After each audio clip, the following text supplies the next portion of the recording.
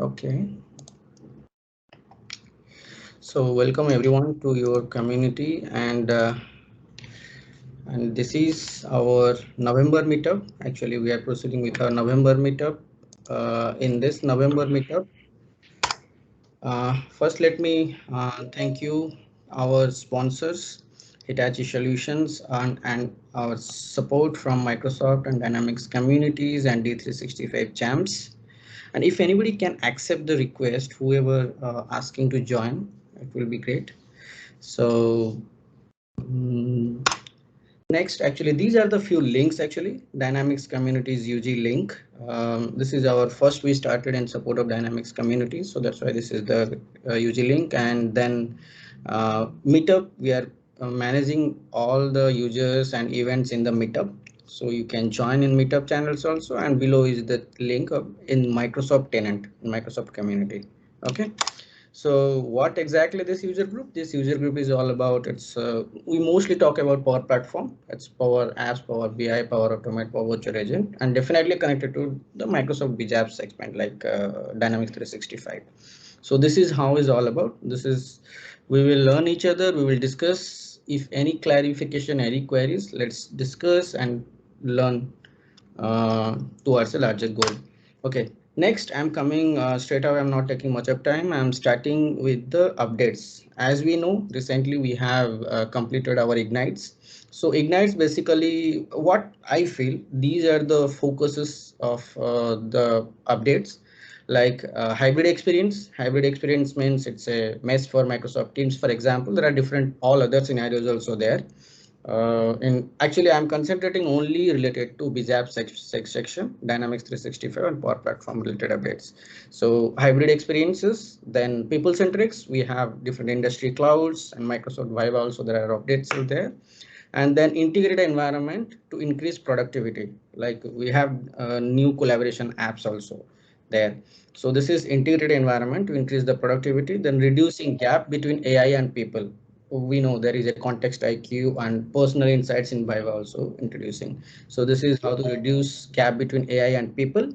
And collaboration, yes, we have Teams Connect also, and Microsoft Loop is a new member. So this is how is the high level updates. Let's go a little bit inside. So what are the updates actually we have from Ignite? So first is consumption based Power Apps licensing, pay as you go for Power Apps. So this is the link actually. Maybe when speaker will proceed with, I can paste the links so that you can go through. So consumption based Power Apps licensing. Now pay as you go licensing is there. Then one of the beautiful feature what I like actually creating a standalone Power Apps for iOS and Android. So now we can create mobile apps also using Power Apps. It's in preview. You can try out also. So this is one of the announcement. Then Access Dataverse connector. Actually, Power Apps and Microsoft Access. Access is very lightweight database as we know already we are using. So now we have Access Dataverse connector also you can use, and this is one of the announcement. The next is Dynamics 365 customer service voice channel. So what exactly this voice channel? Again, it is a new thing introduced in Dynamics 365 customer service. Data driven AI infused voice channel for Dynamics 365 customer service. Details, I'll share the link. You can go and see the details actually what exactly thing. Then Power Platform API limit. Previously, we have whatever the API limits we have. Now API limits has been revised. Actually, if you want to know in details to this, there are a lot of community speakers are there and MVPs are there. They are releasing different videos on each section. So you can go, even we have a next speaker, Dhruvin is there, right? So Dhruvin also has in his YouTube channel, you can go and check out there. He covers one sections. Okay, so you can check that. Oh, this is one of the section, one of the updates as well, API limits. Then next is free AI Builder credits for Power Apps per user and per apps plan. Then modernized Dataverse business unit. Actually, Dataverse business unit data access can now support matrix data access structure. And again, that update also you can see the link. I'll pass the link actually in the chat window. So don't worry about that to details. So next is context IQ. What exactly it is context IQ? It's a AI experience. Primary function is to predict, search, and suggest information that people need when they need it. Okay, it's kind of AI powered functionality. Okay, it helps us to predict, search, and suggest something. So you can see exactly what is that, and I'll paste again the link I'll share. Then open source Power FX. So now you have Power FX open source, you can use it. Okay, then co-presence on the rows, then Microsoft Mesh for Microsoft Teams. Now Mesh, we know last Ignite also Satya announced that there are Microsoft Mesh is a new member. Now in Teams also you can hybrid experience, you can create your avatar and all this kind of stuff. So you can see these features actually Microsoft Mesh also coming to Microsoft Teams. Then Microsoft Loop is a new member. At Microsoft Team is nothing, Microsoft Loop is nothing but it's a application which is enhancing hybrid work, like it is collaborating all Office 365 tools like the shared workspaces. So you can go to the link to understand what is Microsoft Loop. Then LM, there are some updates on LM part also.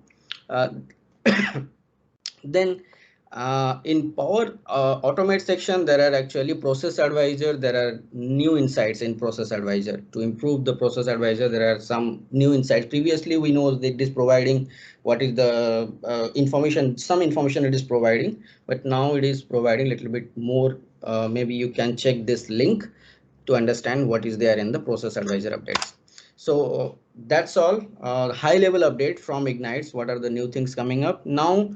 I'm moving towards the currently we have our first speaker Adil Ahmad. He is the senior custom engineer in Microsoft, and he has the expertise in he's the specialist in collaboration technology, Microsoft cloud collaboration technologies and cloud specialist. Basically on you can see Power Platform, Teams, SharePoint project, because he has a vast experience. He can share actually some of his experience to us. And if you want to reach out to him, this is his LinkedIn handle. You can reach out to him using a LinkedIn handle. So this is the topic we are going to cover today, Power Platform Fusion Teams. Adil is going to present to us.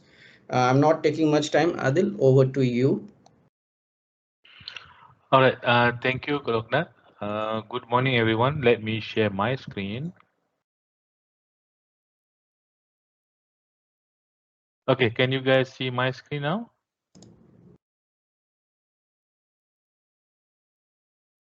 Yes. Awesome, thank you. Yes, thank you for the introduction, Goloknath. Yes, so I am a customer engineer based out of Microsoft Malaysia. So I have been with the company, so this is my 8 years. So I also like to take this opportunity to thank you everyone who takes some time out of our weekend where we're supposed to wind down, recharge, relax, to attend this session. And just to share with you, this session is very lightweight. I'm not going to share with you some breakthrough kind of technology. This is something like an experience that I have with my customer recently. And I found this experience is something noteworthy, something that I like to share. And it drives the narrative of our platform Fusion team. Okay, so just quickly, we'll just go through some slide just to bring the overview of Fusion team. So I'm sure we all know how the business challenges, the IT challenges of traditional software developments, from budget constraint to time to go live target, security compliance. So these are all those business and IT challenges that we have faced. And for us, especially around building solution, right? So even though if you look at nowadays, we are living in an era where apps is all around us, left, right, down, up, down, center, app is just everywhere, right? But then the notion, when we look at the requirement, the notion saying that, oh, there must be an app out there for this. That is not actually 100% always true, right? Sometimes there is a no app for that. So that's why research has shown that saying that 500 million new apps will be built in the next 5 years, more than all apps combined in the last 40 years. And we are also facing some major challenge, shortage of technicality, shortage of expertise, technical talent limitation, and of course, building something from ground up will take months, even years. Even then, also, we don't know whether it's going to succeed or not. and not to mention the security compliance, the problem in terms of security that we are facing now. So that's why we need to have some kind of low code platform where people can come in quickly, spin up, quickly build up solution, and then immediately start to use it. So Gartner has said that 70% of new application will be developed in enterprise using a low code technology, right? So in Microsoft, we have this Power Platform. Now, we are not going to, in a way, dismiss software engineers altogether, right? So we just want to provide a platform where business user can also build them, and software engineer, or let's call it pro developer, can support them. So the tool, the low code tool need to be in such a way that it can cater for that.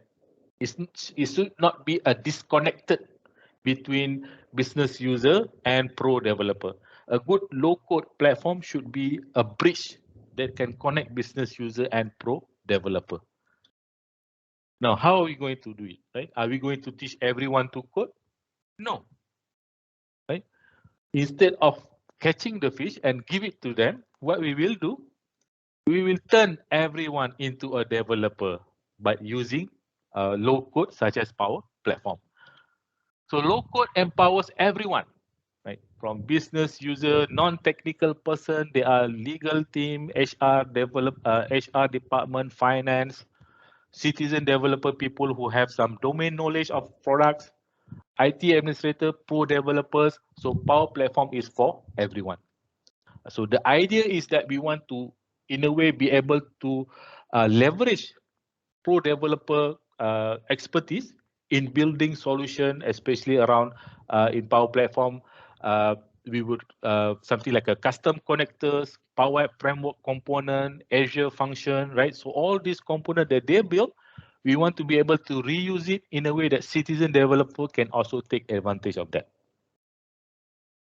So this is what we call a fusion team development. So this is something like a term that was coined by the industry looking at the current situation where everyone are involved in building application. So I'm sure in your industry, wherever you are working currently, you may have already in this fusion team development, right?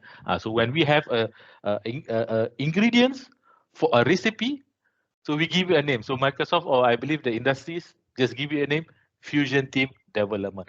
Basically, everyone coming from diverse background, different skill set, different work that they do, but then they can come together on one single platform and rapidly building application. So that is what is a fusion team is all about. So if you look at here, so this is a scenario. So we can see the Preeti coming from IT system admin, Malik from office manager, Maria, Caleb, Kiana. Everyone who has got to do anything, something with that application can come together on one single platform to accelerate application development.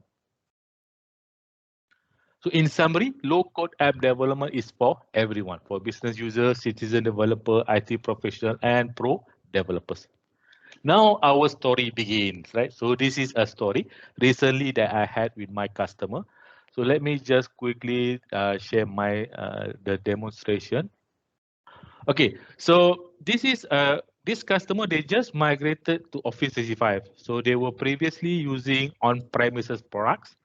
So for their collaboration, for their portals, they were using SharePoint 2013. So they just migrated to SharePoint Online. So with SharePoint Online, we have new infrastructure, new architecture, new components, new widget, new features in that we can leverage to build an intelligent intranet portal. So I was guiding them.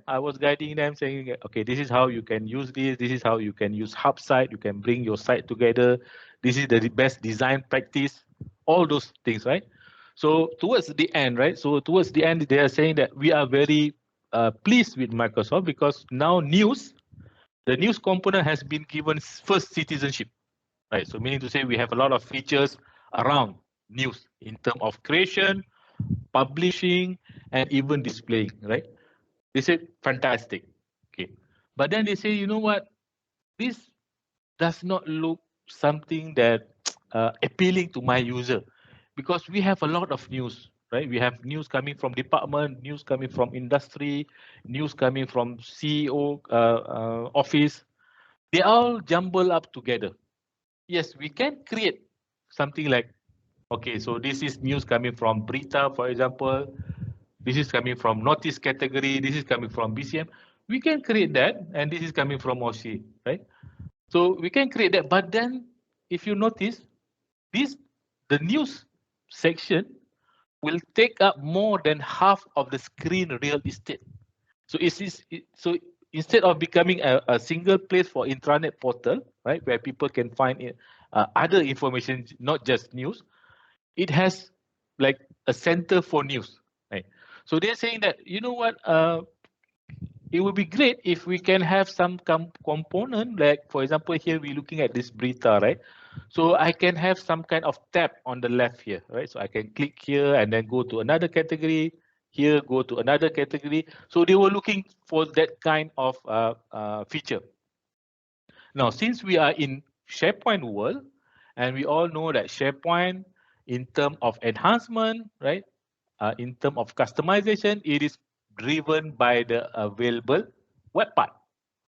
So when we go to the web part here, we will not be able to find such. Let me open this. Okay. Let me refresh. But then when we go to the series of web part that is available for us, we won't be able to find such widget or web part that can meet our requirement, right? Okay, so now it's not opening. Okay, so then conventional wisdom would say, okay, since the web part is not there, we need to build it. We need to develop a new one. Now, to develop a new web part does require us a big, quite a chunk of work, right? We need, so customer was saying that we need to get developers, we need to get system analysts, we need to create paperwork, all those things, right? So we want that solution now, and we don't have the time to wait like 4 months or 5 months or 6 months for, so that we can see the solution. Then I said, this is how we do it in SharePoint Online. But then and then it just hit me, right? So we can actually, because when we look at Power Apps, we are looking like, okay, we're going to build an app for a particular solution, something like a standalone app. But then Power Apps can also be used for embedding, right? Then I start telling customers saying that, hey, you know what? You can actually build it in just a couple of hours or even like 1 day or 2 days. So this, in a way, intrigued them, saying that, okay, good, let's show us how to build it. Then what happened after that, I quickly, right there and then, I just open a Power Apps, create a canvas-based, tablet-based screen, and then start adding the navigation. So up here, we can see there is the navigation up here. So they have 4 categories at the moment. And this is the gallery for displaying the news, right? And to fill up this tab navigation, we declare first whatever that we need in the on start. So we basically create a collection saying that, okay, we have tab name, and then these are the icon. These are the variable that will store whatever user are clicking at the moment, and then bind it to this gallery. And then for gallery news, for news gallery, we just use filters to sort by the document library based on the category and then sort it out. So we were using site pages. So hopefully you guys can see this. Okay. So we were using the site pages document library, right? Because this is where where the news, all the news are stored. So going to the site pages document library. So in order for us to be able to filter by certain category, so we introduce a new column called category. So as you can see here, we have category here, and then each news will get tagged with a specific category.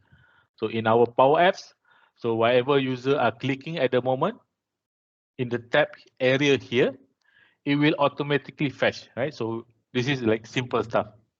And then they also said, okay, we want also to be able to view more because we are going to show just maybe 4 or 5 news on this screen. The rest they need to they are able to just, for example, I'm clicking on BCM, I can click on view more, and then I can see the rest of the news. So this is how we build with the business user. So this is, please bear in mind, this is business user, right? So this is how we built in the business user, and this was the results.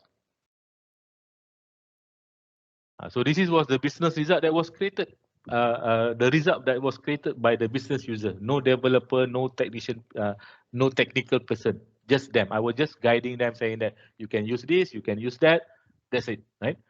Okay, done. So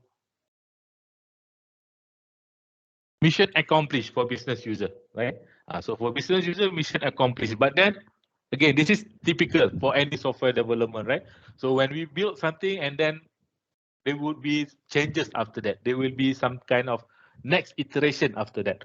So for this customer, we're saying, in SharePoint pages, we can see there is things like comments, view, those social interaction. Can we also bring it here in the front of the screen, right? Somewhere around this, put in the indicator up here, right? There is one. The second one, they're saying that the news is only coming from one single library. Can we just get news coming from the entire tenant, from the entire sites that we may have, rather than just one single library? I say, sure, okay. But in this kind of scenario, we need to bring in your citizen developer, someone who have domain knowledge of SharePoint, or even SharePoint developer, right? They say, okay, then I get in touch with their SharePoint admin and their SharePoint developer, and then we start planning. We go back to the whiteboard, started to put down the requirement on the paper, and then start to decide how we're going to achieve this.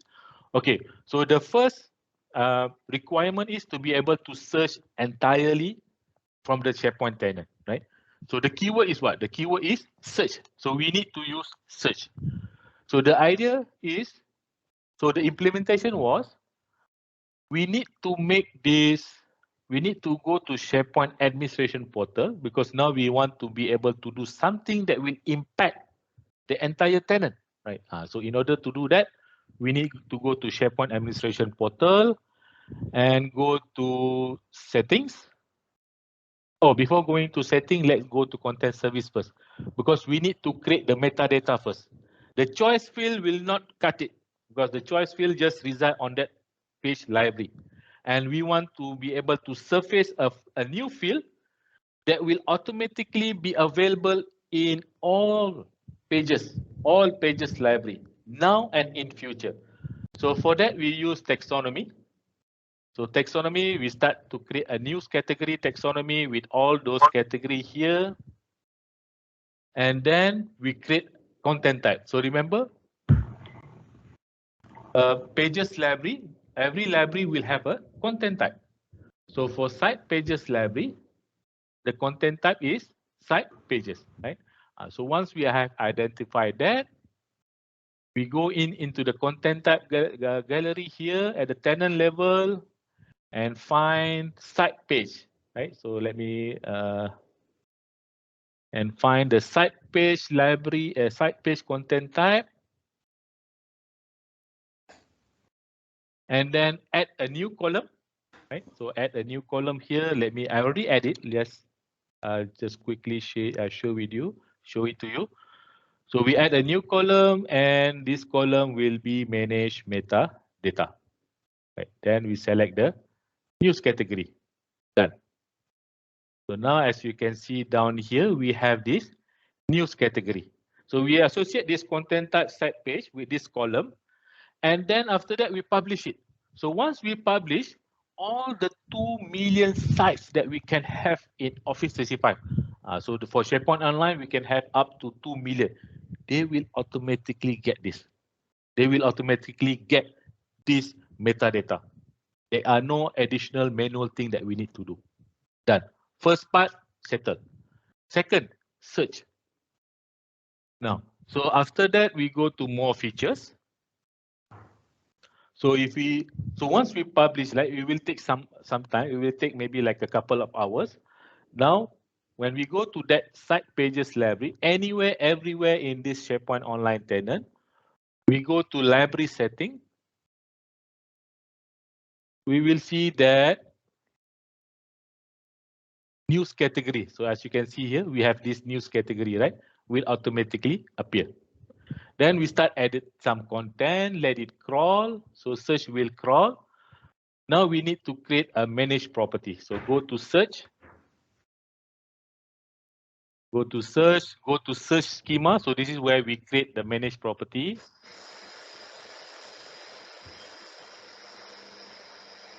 Okay, so every column that we have in SharePoint Online, search will automatically crawl it.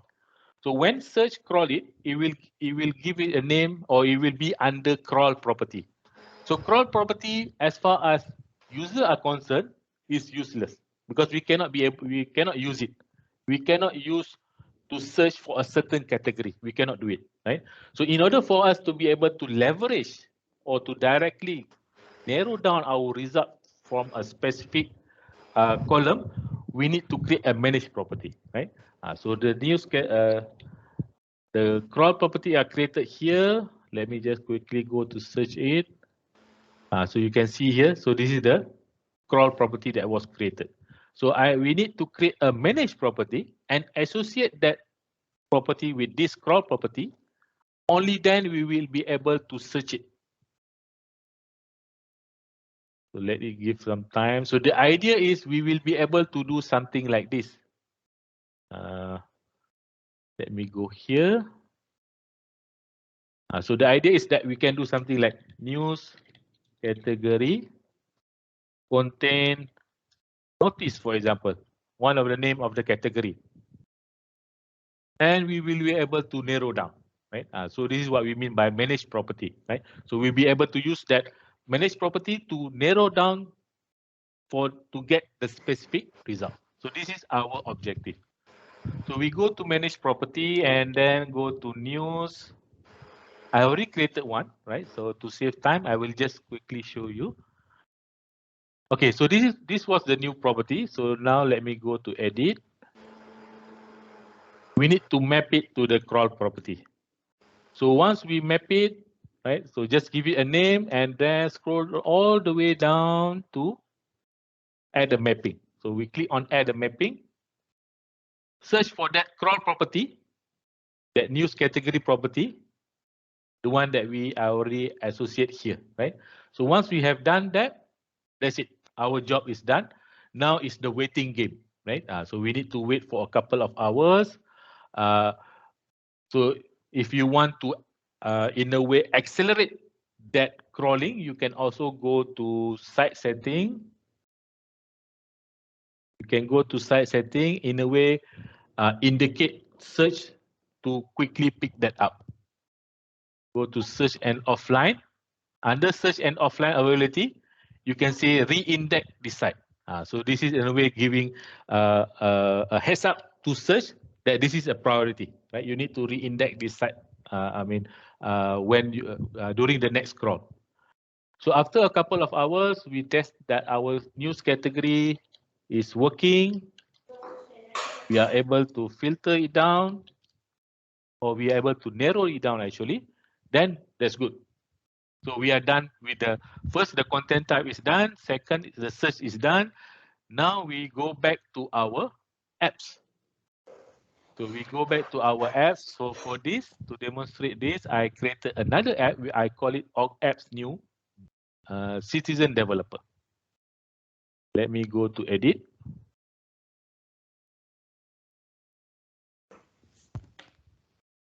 So basically, it's still the same UI, but you can notice, right? Now we have this.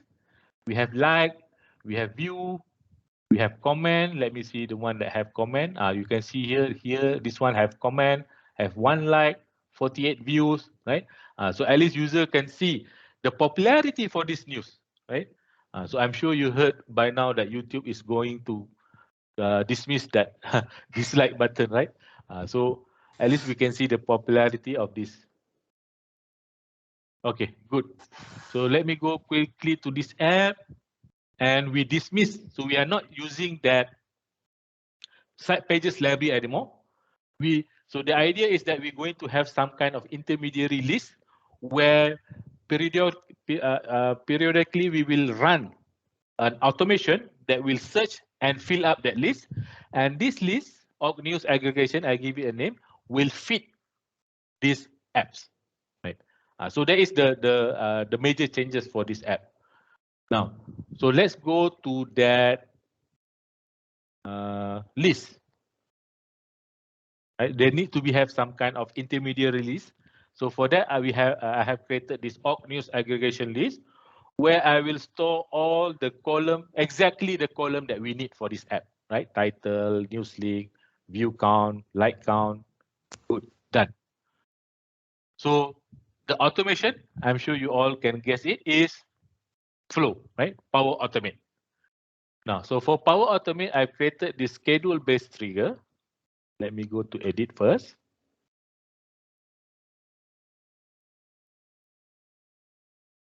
So this trigger ideally will run every hour, right? So, but then I think I speed up a bit. So this will run 30 minutes. But then I told customer, in future you may have 100,000 of news, right? And maybe there can be a possibility, right? So I mean, Murphy Law says that if something can go wrong, most probably it will, right? So you may want to increase maybe every day or at least 1 hour. Don't go to like one every minute or something, right? So this will run maybe hourly. Then I declare these are the properties that we are going to retrieve from the search result.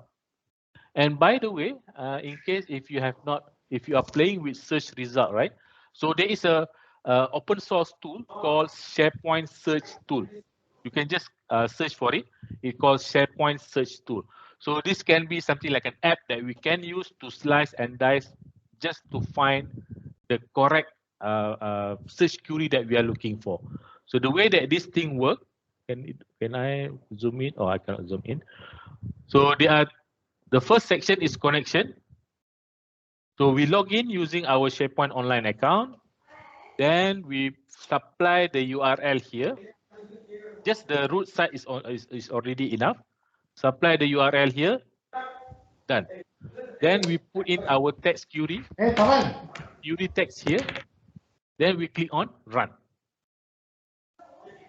So now it will retrieve the result. So we go to the primary result. We open it. We can see the full detail of the property here.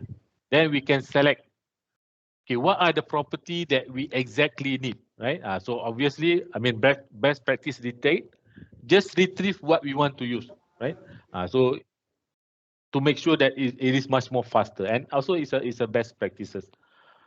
So there are a lot of property, we are not going to use them all. So for us, we are just going to use certain property like title, path, description. So we can also put in whatever property that we want in this section under select property. So then after that, we can just copy this URL that we see here. So we can just copy this. Okay, now we continue with our flow. Okay, so these are the property that we want. And so firstly, what we will do, we will get all the news that is currently in that list, apply to each item in that list and delete it. Right, so first we will delete everything. We want to clear it first, right? Because customers say we want to show only 4 at a time. One category, 4 news. Each category, 4 news, right? So we will delete everything. And then I have scoped them for to easy manage it. I put it into a scope. We use the SharePoint Send HTTP API. So we put in the query here, pass the JSON, construct the collection here, and then we create the item one by one, right? So we create the item one by one. If anything goes wrong, then we have a catch statement here. It will automatically send us notification if anything goes wrong. So this was the flow that was created, right? So I'm sure you guys may say, this is not efficient, man. There must be some other option that we can try to make it efficient. Why? Because every time we delete, it will issue a new API request. It will add up. It will increase the limited consumption API. So last time it was 2,000 and now it's 40,000. Even though we have a lot of, we have more quota now, but that does not necessarily, we should use it, right? So it's all about best practice and pattern. So this is the flow. This flow we run hourly and fill up this this list, right? Now, since we have developer also in the picture, not just citizen developer, so developer who are well versed with all the development API, and the developer when it look at this solution, this flow, it say, you know what, this is not efficient. There must be some other way to make it much more efficient. Then, just so happen this developer has some development SharePoint background. They say, oh, you know what? In SharePoint, we do have this batch statement. So we don't have to issue one creation at a time. We can just package it all together, send it as a batch. So instead of creating 10 items by issuing 10 requests, we can just send one batch request, right? So the developer comes in saying that, okay, firstly, let's make it efficient. Instead of running serially, we will run them parallelly, right? So this guy will run at once. They will go search for the news category, and then they will append. They will combine it to one single collection that will be used later. And now we are in deleting, right? So now we are going to delete first. So we declare some variable here, and this is the statement, right? So if you go to TechNet article for batch SharePoint API list, you will see this, right? So then we put it here and get all the news current for deletion, and we issue the batch delete. So there are no delete one by one, right? So we will issue them in batches. Once we're done with that, it's time now to create the SharePoint item, right?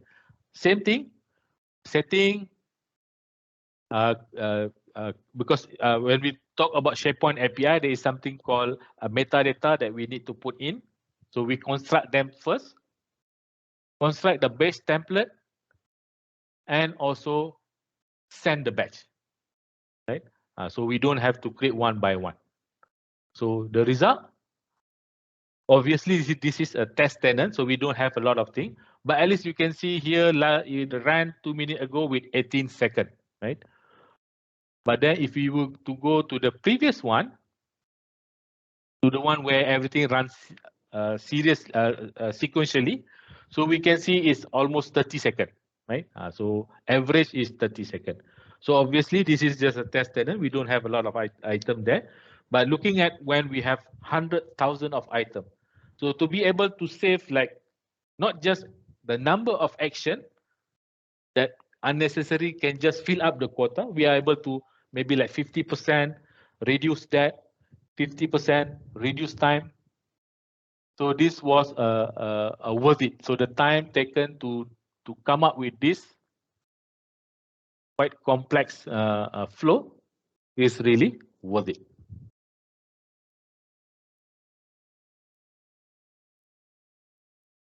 Okay, so that was the output when citizen developer and pro dev comes together, right? Mission accomplished. But then, of course, it can be enhanced further, right? So it can be enhanced further by using custom connector so that we can get a personalized search experience. Because right now, it just get all the search result based on the current user who are running it. Based on the user who that we have set to run that flow, it will get all the result. So if the viewer don't have the permission, they will also be able to see the result because it is stored in just one SharePoint list. So this is something that can be further explore, right? Okay, there is also a staff, a portion for IT administrator. So I'm sure when we build app, when we embed to SharePoint, yeah, at the first run, it will ask for this consent, right? So this is where IT admin can comes in and then automatically set this commandlet to bypass this uh, this prompt window. And these are some resources, right? I really encourage everyone here, if you have not checked it out, right? So there is one resource, especially if you come from development background, right? So if you come from development background, this learning path in Microsoft Docs, I found it very, very informational, right? Especially if you come from development background. So it will, in a way, try to map our mind, the way that we think as a developer. So as a developer, we always think imperatively, right? So it will teach us saying that in Power Apps is declaratively, right? So it's not by clicking a button, then we execute the command. We actually declare how do we want to carry out certain action. We don't, in a way, like assign it to one single point of action. For example, let's say we want to create something like a calculator where we have two text box, one output which is in the form of label, and one button. So when user click on that button, it will take the first input plus with the second input and show it to, and then show the result in the label. That is imperative, right? So with declarative, right? So we don't even need to have the button. We just tell the label, hey label, your result will be the sum of text input 1 and text input 2. That is declarative way of Power Apps. So this learning path, in a way, will drive our thinking towards that. And there is also a development fusion development ebook. This is also really fantastic. Why? Because it shows us end to end, right? From a sample scenario, how to build the apps, Dataverse, building the web API, securing it, everything end to end.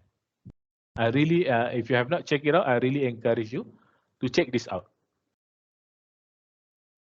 Okay, that was my rather fast session, right? So hopefully you guys, in a way, are able to at least get an idea. So at the beginning, I already shared that this is a lightweight session. I'm just wanted to share the excitement that I get when I was working with that customer, the satisfaction that I got when I was working with that customer, because they were able to meet their requirement in just a couple of days. And that requirement, in a way, have a huge impact because they just rebranded their intranet portal with all those requirements that they have. They are able to achieve it in a very short time rather than having to spend months, a lot of cost, people to develop them. Okay. Thank you, Adil, for the great session. Actually, it's actually people's request is like, can you share the links at the very last slide you have, right? 3 links. Can you paste those links in the chat window? Sure, I will do that. Yeah, thank you.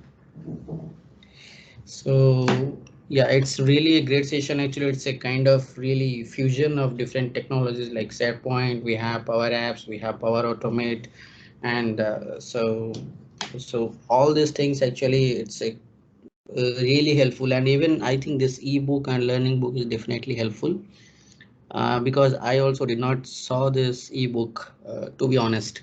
So it's really helpful. Yes. Okay, thank you for the great session actually, Adil. So hope we will see in the next someday. Definitely we will have another session with you on different topics maybe. And we have a limited amount of time, so that's why I understand it's a very short and sweet, I can say in this way. So thank you for the great session and have a great weekend. Thank you. Thank you, Yeah, everyone. It is thank my you. pleasure. Hopefully, we'll see each other again in the next Sure.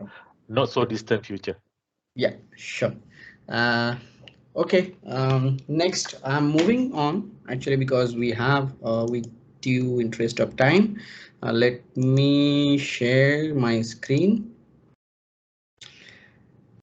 Okay, so now we had the session with Adil and we learned a lot of things related to Power Platform and fusion of different technologies.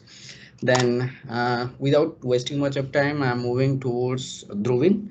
Our next speaker is Dhruvin. Actually, you all know, actually, maybe few people are already following his YouTube channel, and I think he has around 20K, 10K or 20K followers in YouTube as well. So you can go and check out his YouTube channel to know regarding, as I mentioned in the very first slide, right? Ignite announcement. If you want to see each point updates, Dhruvin has videos. You go and even and I think he shared the link also. You can go and check out the YouTube links. Okay, so now Dhruvin is working as a lead developer in Binary Republic, and he is Microsoft MVP, SysApp Kernel MVP, and MCT, as well as he used to speak different UG's events and community events. So, and he's Power Platform specialist, blogger, and Power BI architect and consultant. And you all know he is a very good YouTuber as well. So all these are his channels to reach out to him. Anyways, I post all these connection links in the chat window. So we will discuss today how to create canvas pages in model driven apps. So which will be presented by Dhruvin. See, yeah. Hi Dhruvin, over to you. Hi Golok. Thank you so much, first of all, for this wonderful opportunity to present this session. So let me just quickly share my screen and please let me know if it is visible for everyone. Yes. All right. Thank you so much.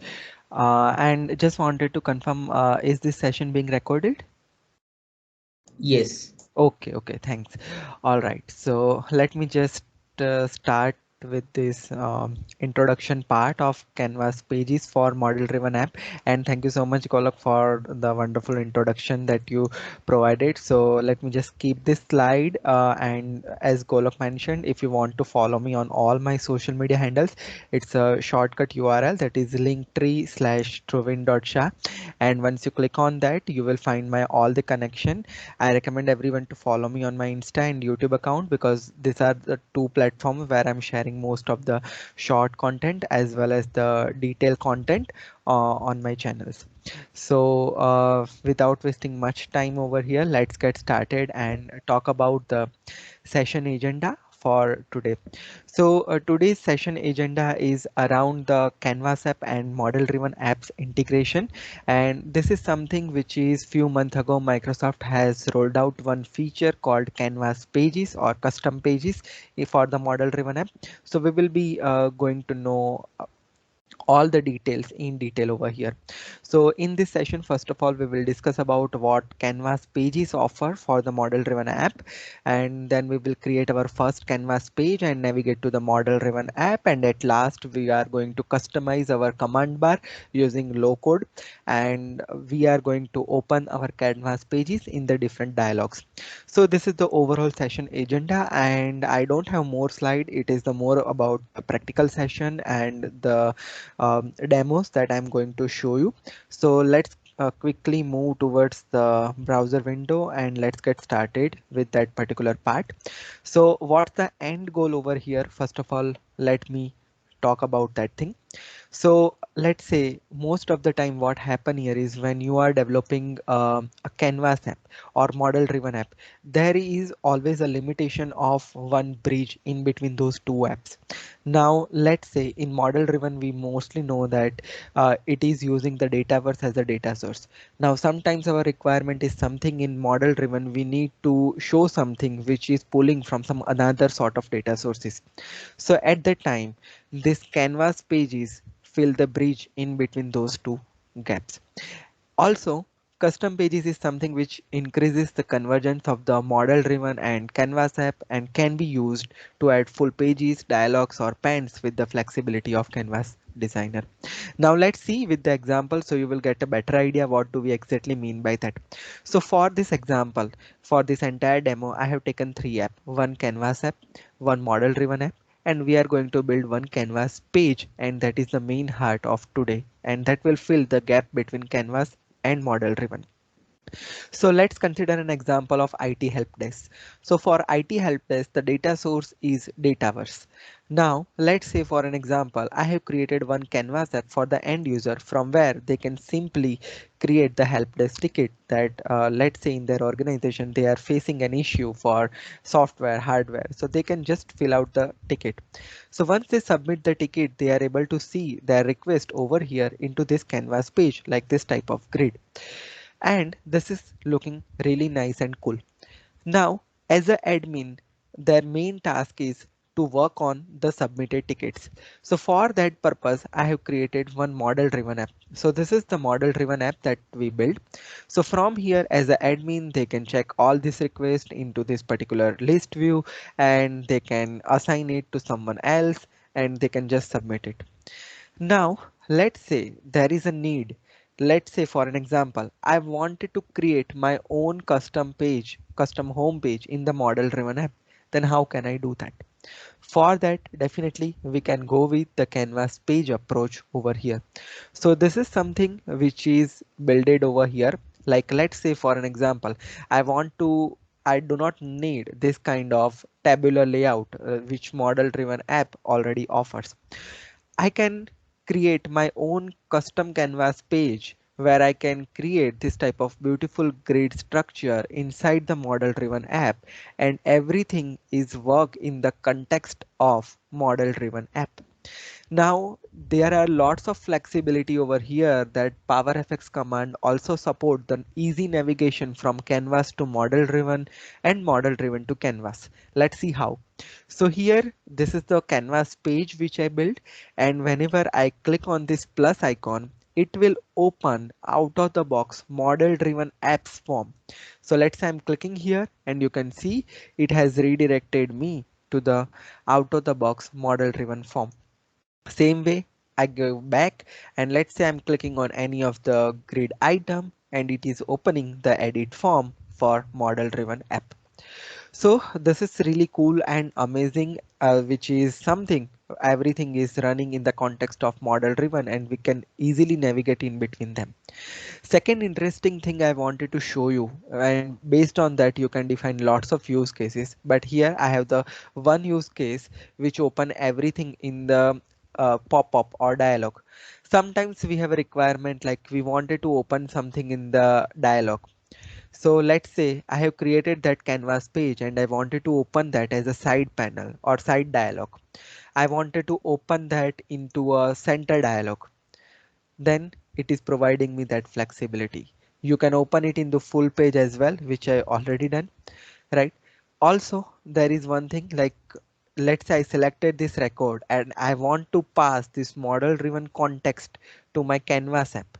Then I have another thing that whenever I click, my records are filtered based on that. So everything, the integration between the canvas and model driven can be done easily over here. Now earlier what we need to do is if we want to embed our canvas app, basically we are going to most of the time we are loading into iframe or some iframe type of approach, and we are going to pass there is no flexibility in terms of context. Now here there is a more flexibility, and throughout this session we are going to cover all of this scenario that how can we build this, how can we develop this.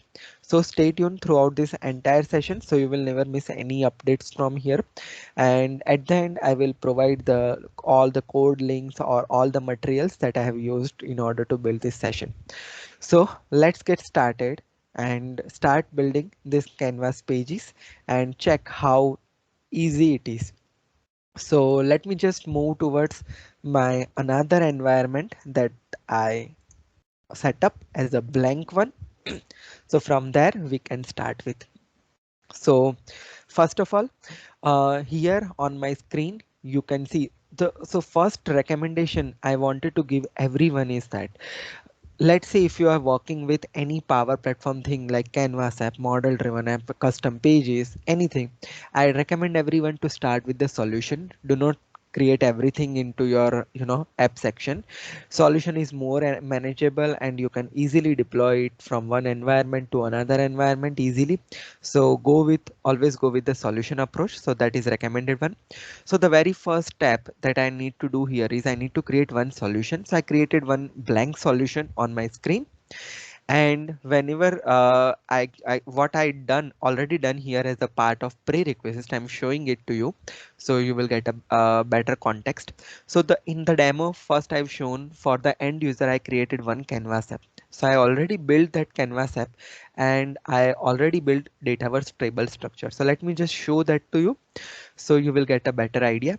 So first of all, very first step that I performed here is I created one Dataverse table here and which has this many of columns. So basically I created a column. Name is the primary column which is showing the issue description or issue title. Second is description column. Then I just take a category column. So which type of categories are there, like hardware, software, VM configuration. Then let's say there is one more property called priority. So how is the priority for that particular ticket? So high or low. There are two options. And there is one more column called status which we created. So by default new not assigned is there, and after that we can move to pending, in progress and completed. So that is one thing. Second thing which I already built here is the Canvas app. So how this Canvas app I built? So basically I created just simple 3 screen. Canvas app creation is most of us know about it. So basically I just created one Canvas app over here. What it basically does it, let's say I just created one new form over here and I just created one grid structure over here which will show the request created by me with its status. So this is the overall thing I already built up, and don't worry, if you wanted to integrate that later I will provide this entire solution package for you for the future purpose. But now let's just focus on the main agenda for today's session, which is the model driven app integration with Canvas pages. So that part is something which we will do it from scratch, and let's get started with that. In order to do that, first of all, I need to create one model driven app inside the solution. So I'm just creating one new app, new model driven app, and I'm going to use modern app designer, which is really cool and amazing. So I'm just clicking on create, and let's just provide the name of your app. So I'm just providing the name as IT help desk for admins, and just clicking on create, and that will create new fresh model driven app for me, and we will configure everything inside it. Let's see. All right. So the app has been created and it has the similar experience like Canvas app. This is the middle section, and most of the things has been changed here. And let's just focus on the navigation part first. So in classic version, we are first configuring our navigation with the area, group and sub area. So similar thing we can do here. So let me just create one group here called IT Help Desk. Let me just give the name, and let me just add one sub area for this group, and let me just define my Dataverse table. So I'm just defining my Dataverse tickets table that I created here. So let me search for that tickets, and let me just add that. So in the preview over here, you are able to see the out of the box form view is being opened here, right? Now let me just remove this one, group one. Let me just keep it this one. Now let me just publish these changes, and after that what I will do is I will just quickly customize my form and quickly customize my view. So someone who is new to the model driven, they will get an idea that how we can customize the form and views. for the out of the box model driven app. So let me just go again to my solution. So I'm just opening my solution again. Go to the solution tab, task allocation, and now let me just customize my model driven app. Let me just go, sorry, I just need to go to my Dataverse table to customize my forms and view. So I just opened my ticket table over here. I am just going to the view section, and this is the active ticket view, and this is also the modern app designer. So this is also something which is really cool. So basically I just wanted to show the issue, then I just wanted to show the priority of that issue. So let me just drag that column priority, and let me just place my cursor over here, and let me just drag some another columns like category, then who has created who is the owner for this particular request, then what is the status. For status means this status column, not the out of the box one. Let me just remove this, and then I just wanted to show assign to email and assign to name, and if it is completed I just wanted to show the completed date as well. And yeah, that's all. This is the thing that I want to customize here. Let me just publish these changes, and same way we will do for form. We will just do some minor customization for out of the box model driven form. So let it to be published.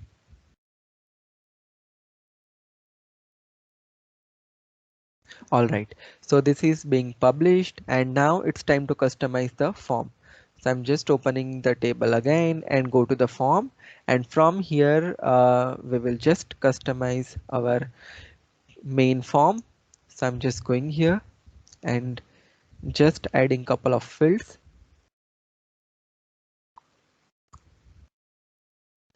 So this is the general section, and now I just wanted to add couple of fields here. So after issue I wanted to show issue description. So description, then I need to have what's the category, what's the status, category, status, the status,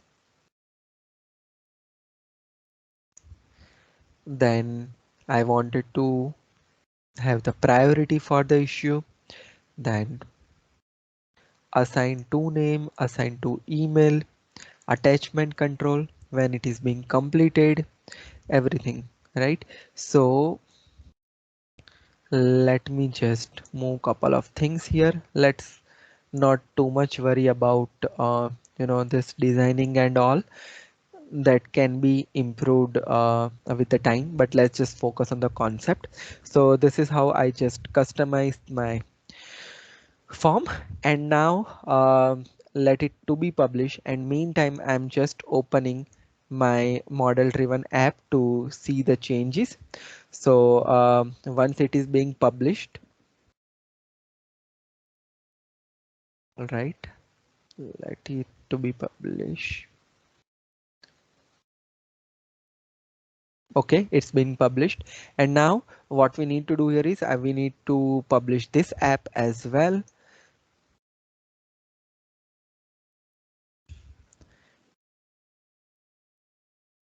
And to see the reflection, basically we need to refresh the app. Maybe yeah, and you can see all this customization is being showing here, and even if when we open the form, our new form is being opened here, right? So that's it. Now as a next action item, we need to create one canvas page as a home page, and from where I just want to redirect user to out of the box form and out of the box edit view. So how can I do that? Now to add the custom pages for model driven app, basically you need to click on add page, and there is an option called custom which is in preview at this moment, and basically it will create a standalone canvas page for you. So whenever you click on next, there is an option to create a new custom page or use the existing custom page. So let's just create the new custom page, and let's just create a new name called home, and that is something which will create a blank canvas for you. And this is looking same as like your canvas app, only difference is that the menu navigation is not provided on the top. You need to use the left navigation over here. Now it's time to add your canvas components over here. Now let's say at the very beginning I have shown you like we are going to create this type of responsive grid into our model driven app. So let's create that from scratch so you will get a better idea. So by default model driven pages are responsive, but the canvas pages are not responsive in nature. So to make it responsive we need to use container approach. So first of all, let's get started and add couple of containers over here so we can make the progress. All right. So first of all, let me just go here and let me just expand the layout section, and from there let's add one container. Now, first of all, let's set X and Y as 0 to make it responsive, and set width and height as parent.width and parent.height. Parent.width, and it is as parent.height. Now let's design this is my main container. Now inside this container, first of all, I wanted to add header container. So let me just rename this as this is my main container. Now inside the main container, I will add one horizontal container. So let me just add one horizontal container. And if you do not aware about how to create this, you know, what's the purpose of the container and everything, I have separate series on responsive canvas app. You can go ahead and learn everything from there, but let's just do it. Let me just add this header container. Let me just decrease width a little bit, and let me just set its width as parent.width, and let me just set some background color for header like this. Now inside this header, let's add one label control.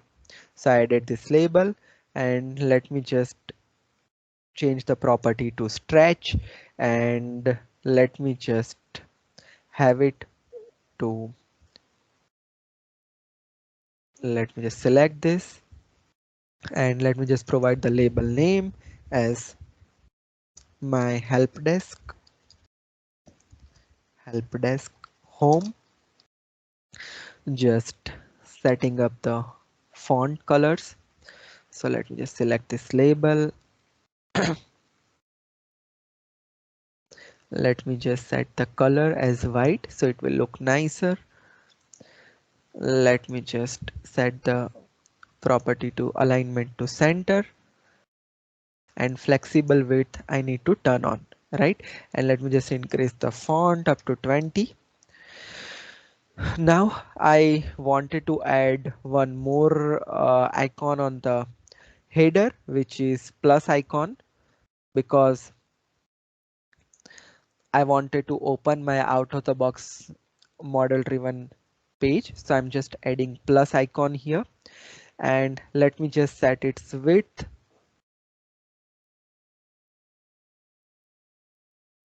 I'm just selecting this, changing its font color as white, and let me just set its width as 100 pixel, and let me just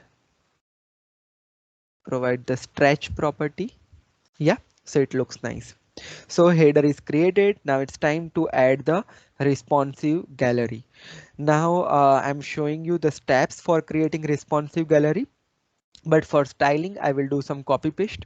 So inside your main container, you need to add one more container, one more horizontal container. So let's add it. So we just need to go here and go to the media section, sorry, layout section, and just go to horizontal container, and let's just arrange it properly, right? Now we need to set width and height. Whenever you are working with container, the tip is first of all set the every dimension with respect to parent, and the height is something which is to be parent dot height minus this header container's height. So let me just copy the header container ID over here. So let me just set the width parent dot width and height as parent dot height minus header dot height, right? So it is created this section. Now inside that, basically we need to add one gallery control. Now I'm just going to copy and paste my gallery, because in gallery I didn't make any corrections. Basically I just created one horizontal gallery, and basically all of this formatting purpose I just wanted to copy paste. Apart from that, I didn't make any more changes over here inside my gallery. So let me just simply copy and paste this gallery. And one more tip here, like you cannot paste your gallery directly inside the container, so you just need to place your cursor inside the screen. So let's paste it over here first. So I just pasted my gallery. Now here definitely I need to make corrections because my data source is different, so definitely we will do that. But before that, let me just pick up this control from here, control X, and now let me just paste into this container page. All right, so yes, we are good here. Now let's just fix these issues. So basically for any gallery control, we need to provide the data source. So let's just connect our data source first. So I'm just going to connect my dataverse table here. All right, and now let's just provide the values. So this is my gallery control. Let me just select, and data source is tickets, and over here let's just fix this thing. This item dot priority, some columns has status,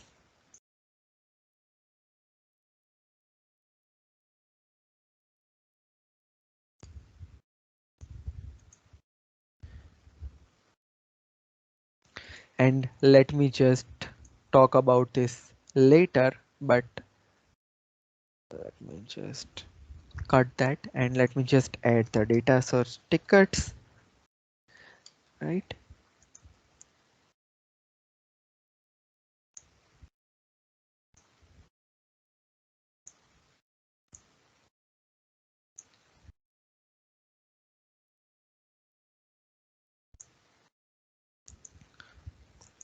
And over here some cards width has been spoiled a little bit, so we need to fix those width. So basically this is label 4, and let's talk about its width. So this is something like sometimes it is taking time and time, so let's just quickly fix that.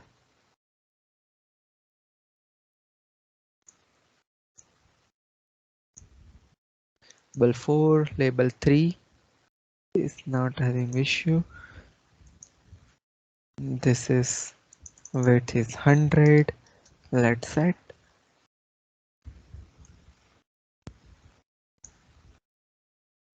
separator, subtitle.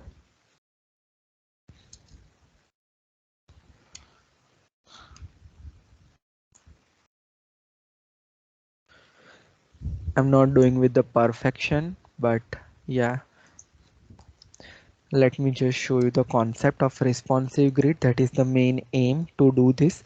And this is the title. right? So these are the cards. This is how the cards are looking like. Now, as a next step, what you need to do, you need to make this gallery responsive gallery, right?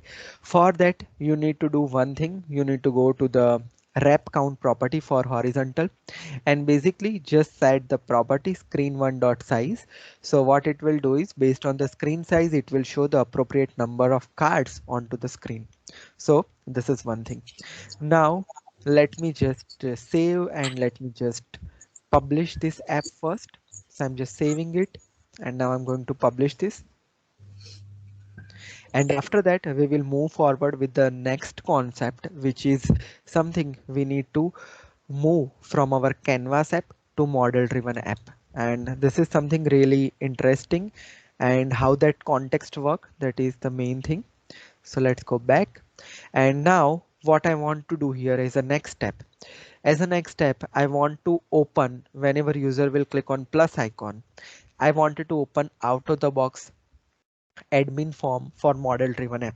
So this is the context of Canvas, but now I wanted to pass that context to model driven. So how that thing will work, let's see.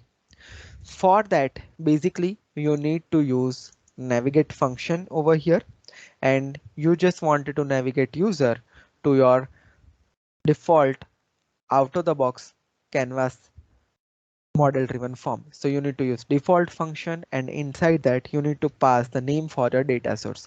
So you can pass this default tickets and what it will do is it will redirect you to the Canvas model driven new screen. Now same way whenever I'm clicking on selecting on any item, I wanted to edit that item as an admin. Then I need to write the galleries on select event as well.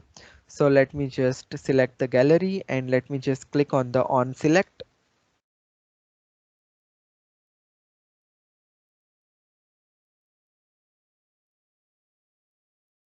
And you just simply need to write a command navigate and inside this item. So that will automatically redirecting you to the edit form. So this is the simple Power FX command which is passing the context from Canvas to model driven. Correct? Again, we need to publish in order to reflect all the changes. But before that, let me just do one thing. Let me just add one versioning here. So I will get an idea that my change is properly published. And now I just wanted to publish this app again, publish this version. And now let's test out that particular thing. So I just published and after that, remember most important thing, you will get an error inside your model driven app because you haven't published your model driven app so far. So you need to republish your model driven app as well. So let's publish it. After publishing, you will not find this error. So let it to be published. All right, so it's being published and let's refresh the preview here and let's as well as let's play the app as well. So let me, it is asking me for credential.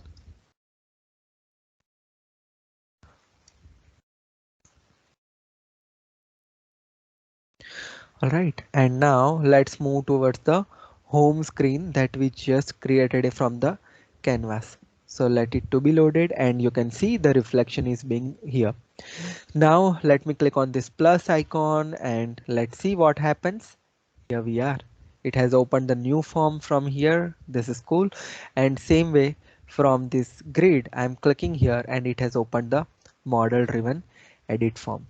So this is how the context is passed from the canvas page to model driven page. And this fill the bridge in between canvas and model driven. Now, let's continue with this example. I'm not going to create any additional screen, but let me just talk about some use case. Let's say you wanted to open up this, let's say canvas page as a dialog or as a side pen. So how can you do that? So let's say so for just for time being, I'm not going to create separate canvas page, but we will use the concept to understand that manner properly.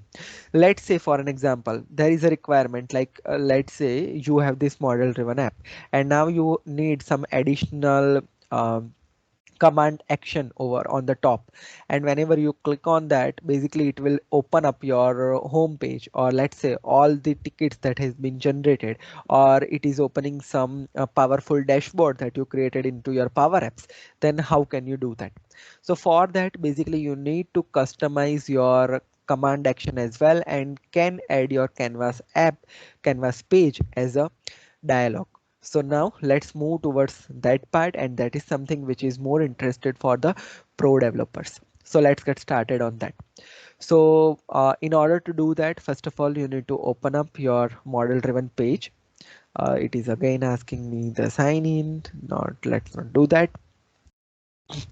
You need to go to your pages section from model driven and just need to click on the ellipsis, and there is an option called edit command bar, and most of you mostly use the classic one, but this is the modern one which is really cool.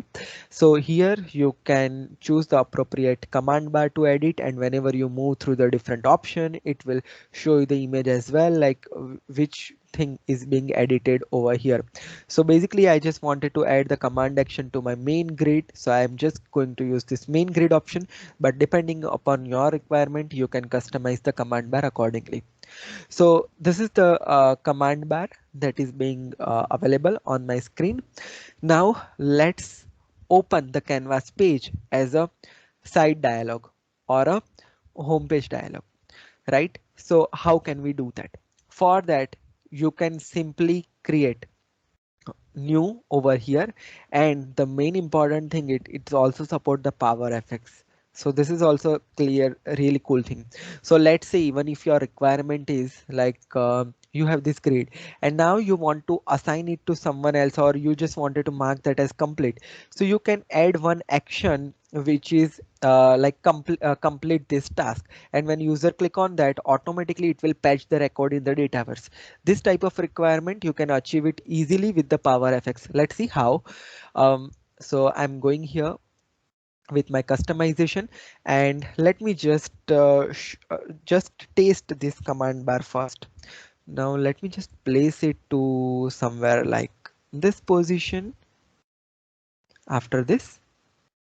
Yeah, right. And now first of all, I will here you can add icon or no icon, so I'm just using some of the icons. And now let's say for an example, first of all, let's try with the priority one, um, Power FX task. So over here you can provide tooltip, title, description, you all can do. Now there is an action called run formula or run JavaScript.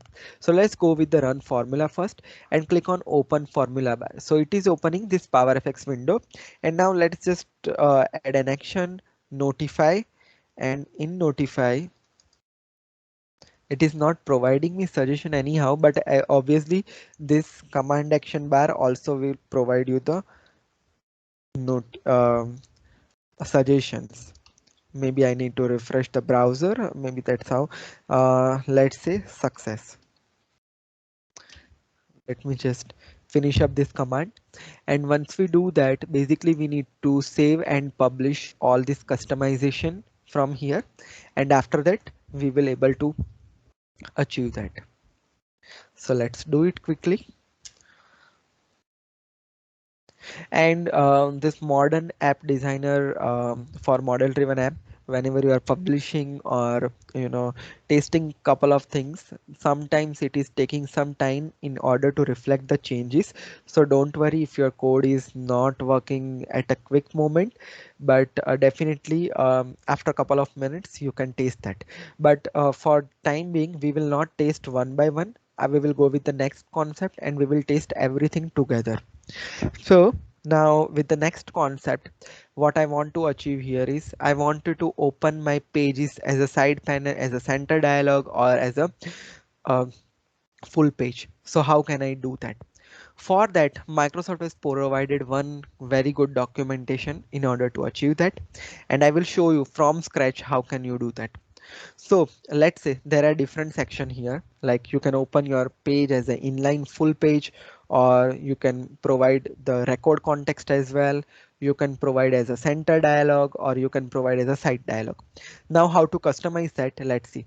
So first of all, let's just do with the center dialog, or let's say site dialog. So I'm just copying this code from here. This is the predefined code. You just need to make minor corrections. So you need to go here, you can paste your code here, and after that you just need to change the logical name for your page. That's it. So how can you find the logical name of your page? So you just need to open up your solution, and from there you will find that thing. So let me just open up my solution here, and meantime, for time saving, let me just refresh this page as well, so maybe it will show me the IntelliSense next time.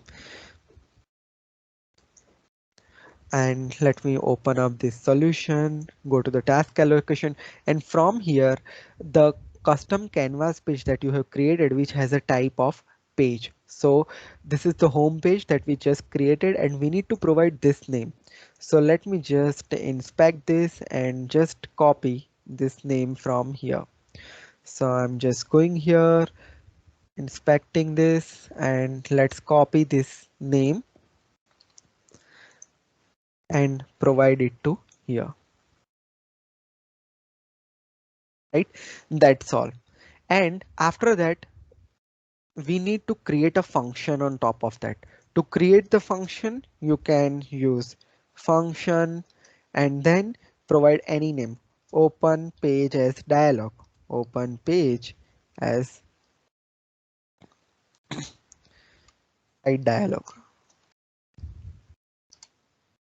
right? And after that, open parenthesis and close one parenthesis. I just did one mistake here. All right, so this is the code and you are good to go. Now you need to simply upload this code and call this code from your command action, and it will do everything for you. Now for time saving, I have created one JS. Let's replace the name here. So basically same thing I have followed for everyone. Like let's say this is side pen code, and I just need to paste my page name here, and rest of the thing will work as it is. So load custom page as side pen. Same thing, I just went to the Microsoft documentation and pick up the code for the center dialog. So this is the code for the center dialog and full inline pages. So I copied and pasted already here. So I basically need to replace only the name here for the page, right? And at last we need to go for the full page. So for full page as well, let me just paste this name. And there is one more function called open record. So whenever you are, it is for the editing purpose, like whenever you are selecting any model driven item and you only want to open that specific item to the canvas page, at that time you need to pass the context of your model driven app to Power Apps canvas app page. So over here we need to provide one more parameter called entity name. Rest of the things are as it is, but let's just do it. And similar way you need to provide the ID for your name for your table. So same way, let me just go here. This is really okay. Let me just open up my solution here, and I'm going here, and let me just copy this name, that is CRB45 tickets. So let's do it. Right, so I changed all the name. Now I created every function into a single JavaScript file. You can create the different JavaScript file as well. Now let me just upload this file as a web resource. So I'm going to my solution here. I'm just clicking on new and going to more and just adding one more web resource here. Let me just upload my file here. So I'm just going here where I've saved this file. Let me just check OneDrive. Okay. So I just need to go here onto this session, canvas pages. Let's upload this file. And now let me just give the name of the file, canvas page as dialog.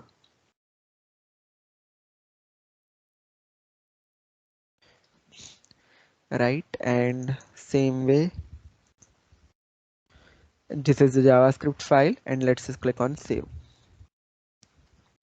So I uploaded my web resource. Now I need to use that web resource on my command action bar. So let me refresh this once again. And now let me just add command bar. And now first we talked about how we can trigger the power effects from the command bar. And now let's test couple of things with opening the page from the JavaScript functions. So let's do with that. So let me just add one more command here after this test. So I'm selecting this, adding new command, and now let me just open as side dialog. Just made some spelling mistakes, so just ignore those. Using the icon here, I wanted to use new icon.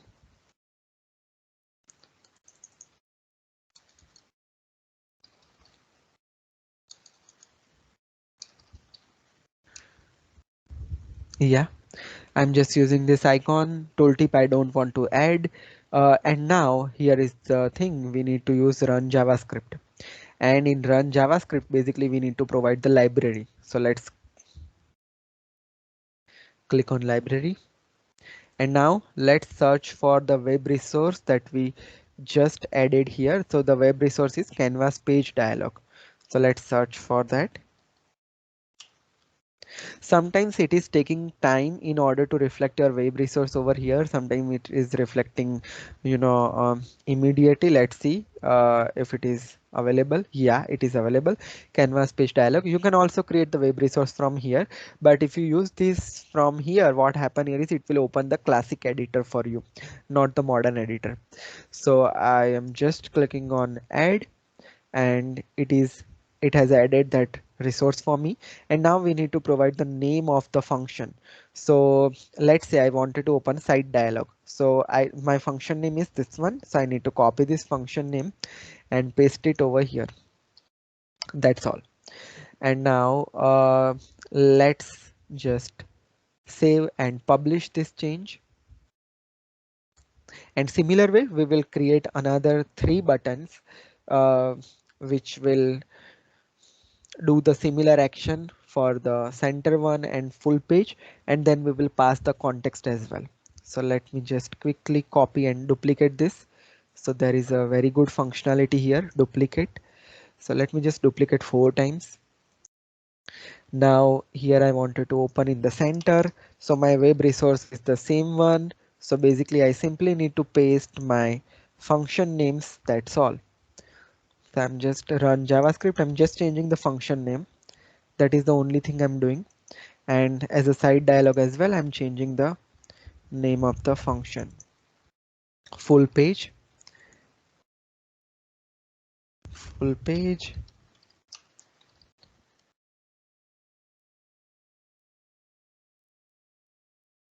All right. And now we will have one more option while we need to pass the context. So I'm just providing its name as item context. And over here, we need to pass the parameter.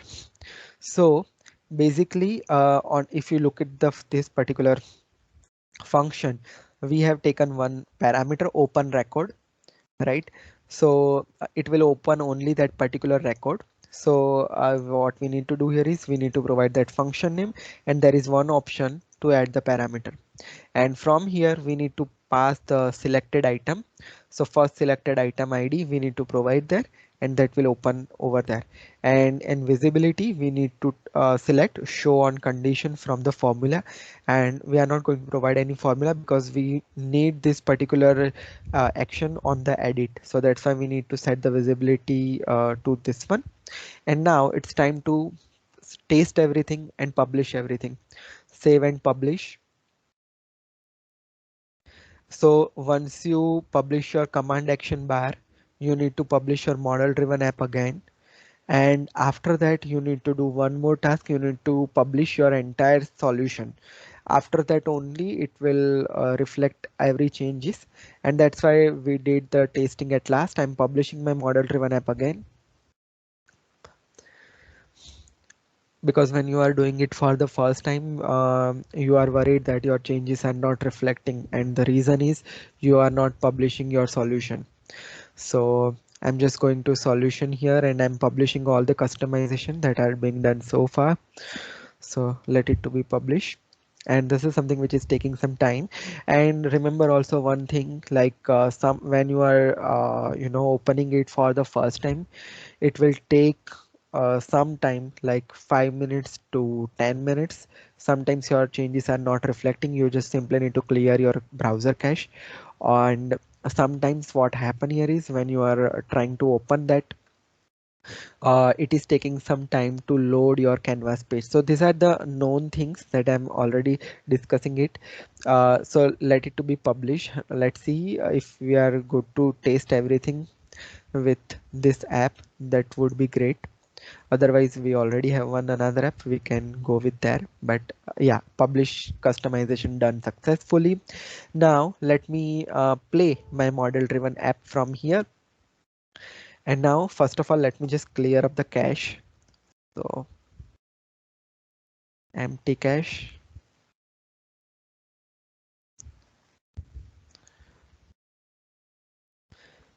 And now let's start the testing.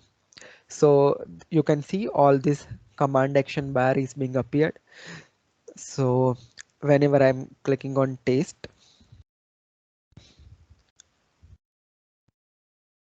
okay, some of the script has some error. It is showing that. Let's see. It is happening for everything. No, it is actually opening the dialog. Okay, we will see this power effects part later because it was not showing us the IntelliSense, right? So that's why maybe I've done some mistake over there, but let's just see that. So you can see the same canvas page is loaded as a side panel, same is loaded as a center, and same is loaded as a full page over here. And now let's see, let's talk about the item context. So let's say I'm selecting this and I wanted to open only this item into my canvas page, then I need to pass the context, right? We already did the model driven part, but in canvas app side we need to add one more function into our canvas page. So this is the canvas page. Let me just open up the canvas page here. There are lots of tabs open. Okay, so this is the canvas responsive canvas page that we created, and over here on app start, basically we need to write some line of code, which is what it will do is basically it will just read the query string parameter from your model driven app and just set your property accordingly. So let me just copy and paste that particular code. So Yeah, hi Dhruvin. yes. Actually, we are already ahead of 10 minutes. Okay, so you try to wind up. Okay. Yeah, sure. It's only 5 minutes. No. Okay, perfect. Yep. Thanks. Yeah. All right. So basically, you simply need to set this thing over here. This is the simple code of GUID that you need to pass.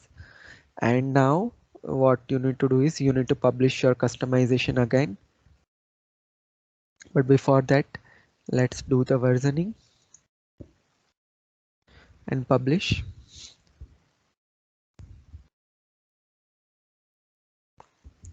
And let me just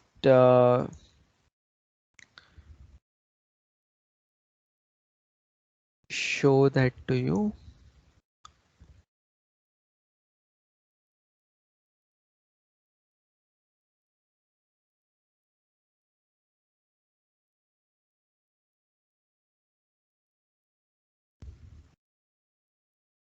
Let me just play my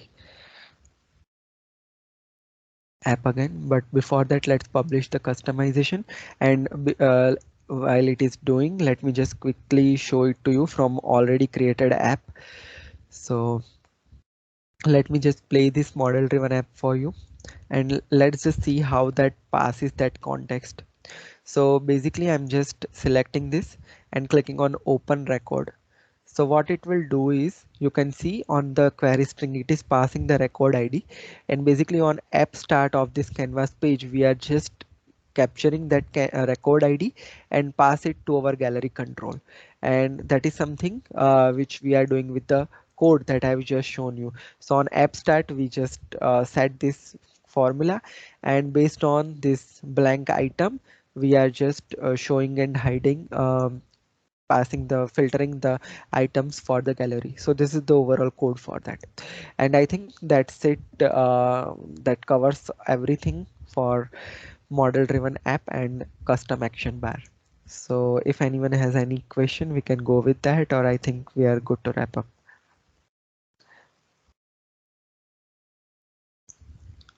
I think anybody have any question, you can open up your mic and ask also. So that will be faster. So hi, good morning, Palak and Dhruvin. It was really nice session. So regarding the context which you passed, the code which you had used, do we need to pass anything extra parameter apart from the GUID? No, for Dataverse actually you don't need to pass anything else, because with GUID it is automatically filter that record accordingly, because in Dataverse records are stored based on the GUID. So yeah, that's the only thing you need to pass. But I haven't tried like with any another parameters. If there is a requirement you need to pass any additional parameter in query string and you want to read into canvas page, but with the data source combination you only need to pass this thing. Okay, thank you.